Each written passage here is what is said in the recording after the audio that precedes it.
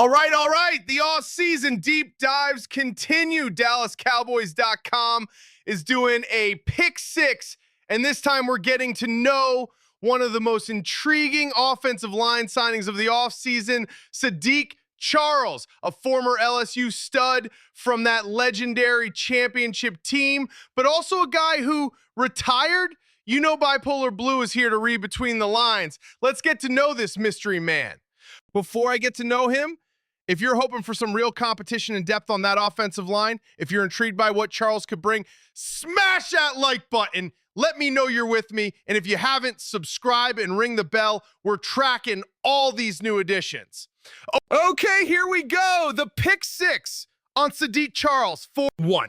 Originally from New Orleans, Charles and his family left the state in 2006 due to Hurricane Katrina.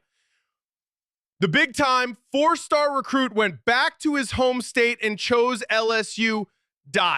Resilience from the start. This dude's family had to leave New Orleans because of Hurricane Katrina. He moved all over, and then when it was time to make his own choice as a big-time four-star recruit, he went home. He chose LSU. That shows loyalty. That shows heart.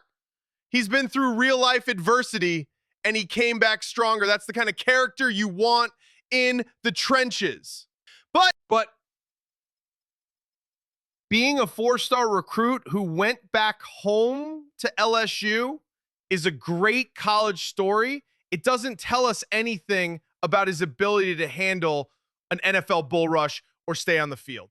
It's a nice narrative, not a football stat. Two, the 2019 LSU football team will go down as one of the greatest team in college football history. Charles 77 started the final 9 games at left tackle. Championship pedigree. He wasn't just on a good team. He was the starting left tackle for one of the greatest college football teams in history, the 2019 LSU Tigers. He was blocking for Joe Burrow, Jamar Chase, Justin Jefferson. He protected a Heisman winner on their way to a national championship. That's elite big game experience against the best of the best. But was he the reason they were great, or was he just along for the ride with all that talent? And that was college left tackle. He's projected as a guard in the NFL. It's a different world. 3, Charles decided to forego his senior season at LSU. He was selected in the 4th round, 108th overall by the Washington football team. And NFL talent. He was good enough to forego his senior season and get drafted. A 4th round pick. That's solid draft capital. The league saw the talent and the potential from that championship team and invested in him. But okay, he was a 4th round pick. Let's not act like he was a can't miss blue chip prospect. Day 3 picks are developmental guys with question marks, and that's exactly what he was coming out. 4. In his 4 seasons in Washington, Charles worked his way up from a regular backup to an eventual starter. He was a starter for 11 games in 2023, which helped him earn a new contract. He's a grinder. He worked his way up from backup to eventual starter. He started 11 games in his final season there and earned a new contract. That shows development. That shows perseverance. He put in the work and proved he could be a starter in this league. But it took him 4 seasons to become a starter.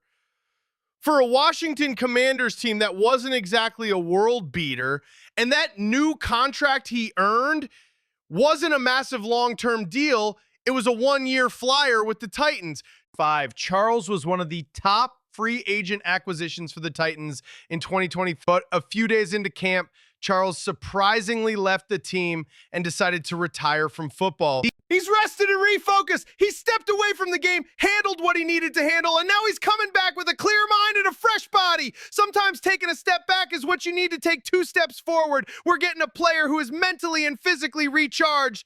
But he retired a few days into training camp after signing a new deal. That is a gigantic red flag. What happened?